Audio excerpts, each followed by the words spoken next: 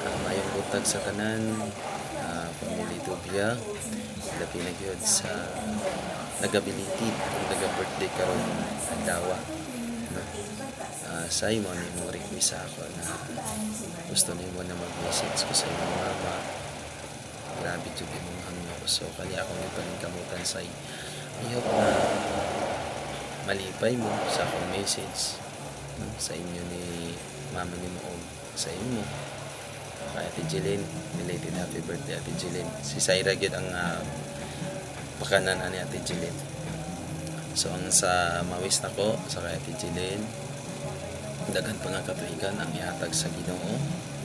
Ilamid gyud ang mayong panglawas imong maangkon kanunay, i-bless ka kanunay sa Ginoo uban ang imong tibuok pamilya.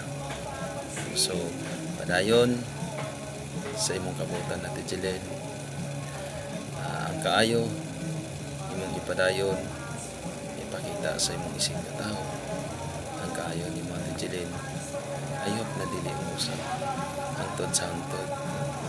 So walang na ang akong istorya Ate Jeline sa imo, mawis na ako sa imo. Hindi na akong baytasan kay medyo busy ko gamay.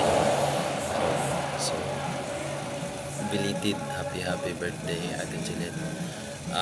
Kay Syra ayong tan pinako og 18 na 18 birthday nimo karon, so 17 pa di ay. Ang akong mamisbot sa imo say isa na lang ako mawis sa imo sa imong mama.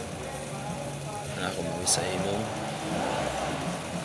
padayon sa imong kabutan ug ayo na mabot nimo ang imong mga pangandoy, mayong panglawas imong mangkon kanunay, daghan nga katigan ang ihatag sa Ginoo sa imo.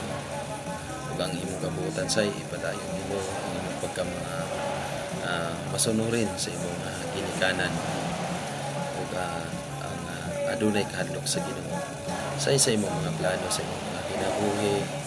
Ayaw kalimot na muduol sa Ginoo kay wala imposible sa Ginoo kung ang imong gustong abuton, imong ihangyo sa Ginoo, imong ihangyo ipangayo niya, ipangayo mo kana imong mabot. So kana say ang imong pag-eskwela pagpadayonon ka sa imong pagtuon nga makatapos ka, makalampos ka, mintras nga ginagastuhan ka sa imong ginikanan kay maora nay bahandi mo na pinakadako nga bahandi nga mahatag sa atong ginikanan, sa imong ginikanan ang